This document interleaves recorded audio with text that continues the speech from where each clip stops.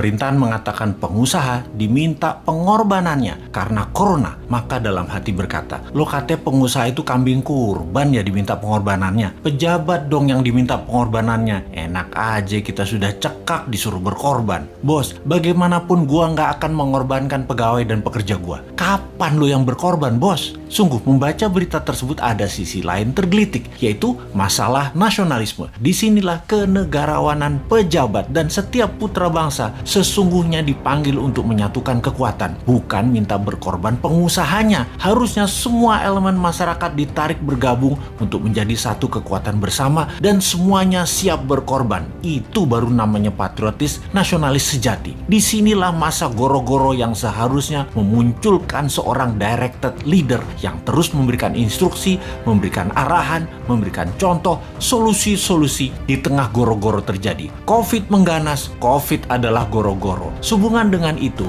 karena kita new mind, kita harus bergerak. Menunggu petunjuk pejabatnya sebatas himbauan, kita harus lebih agresif lagi. Kita bergerak lebih cepat lagi. Kita bertindak membantu sesama. Ayo kita buat gerakan bendera putih untuk memberikan bantuan makanan dan obat-obatan di mana-mana kepada semua yang membutuhkan. Bagi mereka yang memerlukan bantuan apapun, misalnya perlu makanan, perlu uang untuk hidup, perlu vitamin, perlu obat-obatan, kibarkan bendera putih di tempat tinggal Anda. Siapapun yang melihat bendera putih tersebut pasti tergerak hatinya untuk menengok dan melihat apa yang Anda butuhkan. Bersiaplah jujur, terbuka, dan pasti kaum patriotis nasionalis akan membantu bendera putih itu untuk bisa turun, yaitu pertolongan yang Anda butuhkan terpenuhi. Ini adalah gerakan nasional saling bantu sesama yang kekurangan dan membutuhkan secara langsung, secara pribadi. Tak perlu institusi, lembaga, organisasi, partai di foto-foto ketika membantu. Tidak perlu. Yang diperlukan adalah pertolongan dalam senyap dari sesama untuk sesama. Ayo sahabat New Mind, kita bergerak semua. Viralkan video ini untuk memulai gerakan saling bantu bendera putih. Sekali lagi, kibarkan bendera putih yang dipasang di tempat tinggal adalah mereka yang membutuhkan bantuan dan pertolongan. Apapun itu yang mereka butuhkan. Dan bagi sahabat semua, kalau melihat bendera putih naik dimanapun, sebaiknya Anda segera berhenti, tengok, datangi tempat itu dan tanya. Lalu berikan apapun yang Anda bisa bantu seikhlasnya, secepatnya.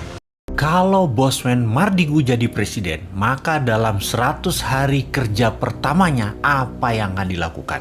Dalam ilmu MMT, Modern Monetary Theory, maka ada yang namanya TINA, There is no alternative. Apa arti TINA sederhananya? Pemerintah akan membuat peraturan sehingga orang tidak punya pilihan kecuali mengikuti apa yang pemerintah arahkan. Misalnya, ada 5.500 triliun uang nasabah di bank di Indonesia. Katakan 50%-nya adalah uang yang didepositokan oleh nasabahnya. Uang itu memperoleh bunga deposito sekitar 5% setahun. Jadi, kalau ada seseorang punya uang 100 miliar rupiah pada depositonya, maka dia akan memperoleh bunga sekitar 5 miliar setahun. Lumayan, duduk-duduk nggak ngapa-ngapain menikmati hidup. Kalau punya 1 triliun bahkan, dapat 50 miliar per tahunnya, bunganya didapat olehnya. Maka dalam MMT, buat peraturan yang namanya TINA, yaitu tidak ada pilihan lain seperti bunga deposito sekarang 0%. Kalau bunga deposito 0%, maka deposan kepalanya pecah semuanya. Yang tadinya duduk-duduk enak dapat 5 miliar setahun, tahu-tahu dapatnya 0. Maka uang tersebut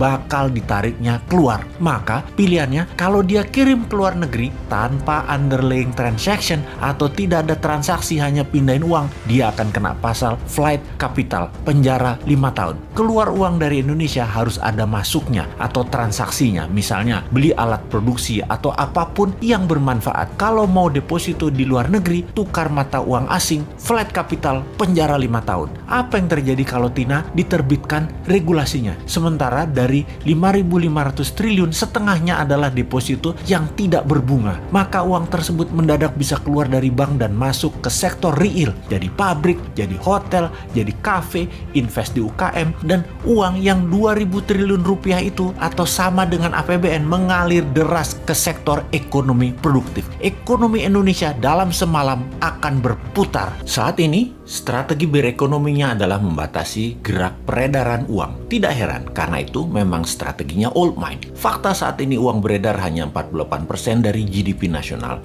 Kemudian, pertumbuhan pinjaman perbankan hampir tidak tumbuh. Padahal, salah satu indikasi untuk tumbuh ekonomi sebuah negara adalah pertumbuhan pinjaman perbankan di sektor industri di atas 10% per tahunnya dibanding tahun yang lalu. Strategi Tina adalah membanjiri pasar dengan uang segar baru, yaitu uang di bank deposito nasabah digelontorkan keluar ke sektor real. Itu strategi pertama yang sudah kita jelaskan. Ada strategi berikutnya untuk membanjiri uang ke Indonesia, yaitu dalam 100 hari pertama Newmind menjabat presiden adalah memanggil para naga-naga yang telah lama berbisnis di Indonesia. Minimum 9 naga hadir di istana. Di istana dipasang kamera dari seluruh media elektronik termasuk live YouTube dan media sosial lainnya. Ketika mereka hadir dalam meja pertemuan, maka siaran langsung dimulai. Presiden akan mengatakan, "Pak A, menurut data di kantong saya, Anda dan keluarga yang telah 50 tahun membangun bisnis di Indonesia memiliki uang tunai di negara lain lebih dari 10 billion dolar atau 150 triliun rupiah. Kapan uang itu balik ke Indonesia?" Maka si A mengatakan, 24 bulan lagi, Pak. Maka Presiden akan mengambil pasportnya dan berkata, "Tak pinjem pasportmu 2 tahun ya,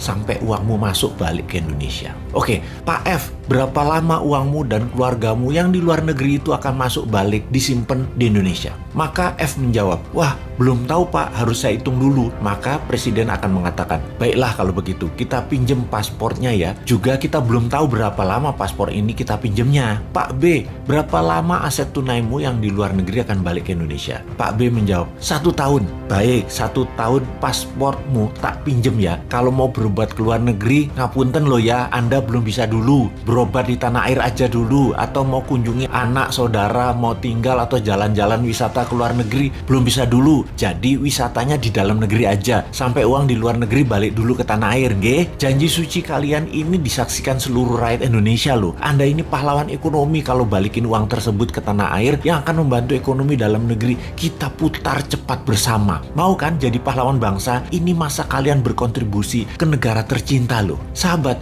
dari 11.000 triliun yang ada di kantong, pasti dengan strategi ini minimum separuhnya balik masuk ke Indonesia dalam setahun ke depan. Sulit mereka para naga nggak keluar negeri karena berobat itu di masa tuanya. Mereka juga berpenyakit kok, nyaman dengan dokter luar negeri. Juga sulit mereka tidak mengunjungi dan melihat simpenan-simpenan tanda petik ya, simpenan mereka yang banyak itu. Makanya, jangan pilih Mardiko jadi presiden.